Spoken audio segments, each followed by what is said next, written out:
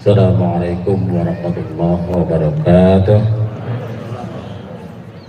Bapak Ibu yang dirahmati Allah, izinkan saya menyampaikan tentang tata cara atau kaifiah sholat Idul Fitri. Yang pertama, bahwa sholat Idul Fitri hukumnya menurut jumhur ulama adalah sunnah muakkad, yaitu sudah yang mendekati wajib. Maka dari itu banyak juga ibu-ibu yang hari ini berhalangan tapi berangkat untuk memenuhi sunnah Rasulullah SAW, dan disunahkan di lapangan, lebih utama di lapangan sebagai syiar Islam dan umat Islam. Kemudian yang berikutnya, sholat Idul Fitri itu ada dua rangkaian, yaitu sholat itu sendiri dan khutbahnya. Maka dari itu kepada semua jamaah dimohon untuk mengikuti dari awal sholat Idul Fitri yang nanti akan diimami oleh beliau Dr. Andes Kiai Haji Saiful Anam MPD, atau yang biasa saya sebut Gus Iful. Kemudian nanti khutbahnya oleh beliau Dr. Andes Kiai Haji Sarhalin, Ketua Lazismu Majna. Bapak Ibu yang dirahmati Allah, adapun tata caranya, yang pertama niat. Niat itu adalah menyengaja, jadi boleh diucapkan secara sir ataupun boleh dalam hati. Jadi niat ini kebiasaan kita tidak kita lafadzkan, yang penting sudah berniat untuk sholat Idul Fitri. Kemudian yang berikutnya adalah takbiratul ihram, ya, terutama imamnya ini takbiratul ihram. Kemudian setelah itu takbir pertama, takbir pada rokaat yang pertama sebanyak 7 kali. Nanti kalau ada jamaah yang agak telat takbirnya, bisa menghitung sendiri, ya. 7 kali di luar takbiratul ihram. Kemudian setelah itu membaca surah Al-Fatihah, kemudian suratan, kemudian ruku, kemudian sujud, kemudian duduk di antara dua sujud dan sujud kembali, kemudian berdiri. Nanti bila mana ada yang terlambat untuk menyesuaikan. Kemudian pada rakaat yang kedua itu ada 5 takbir. Di luar takbir intikal atau berdiri dari sujud, ya, atau berdiri dari rakaat pertama.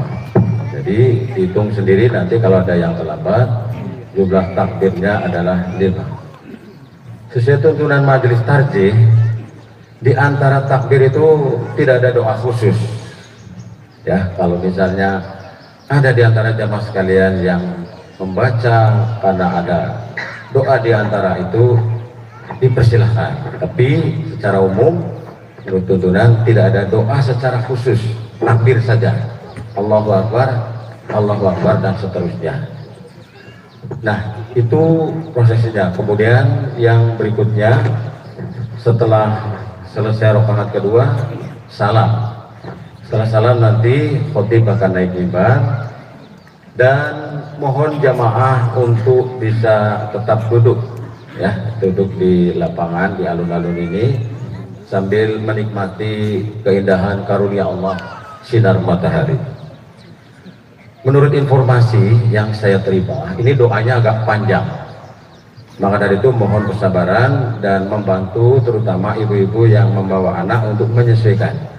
Bila anaknya mungkin di tengah agak berisik, bisa dipopong, didiamkan, atau bagaimana caranya biasanya.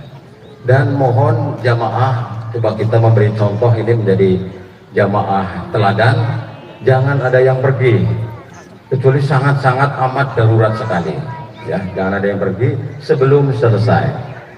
Jadi ini merupakan satu rangkaian sholat Idul Fitri.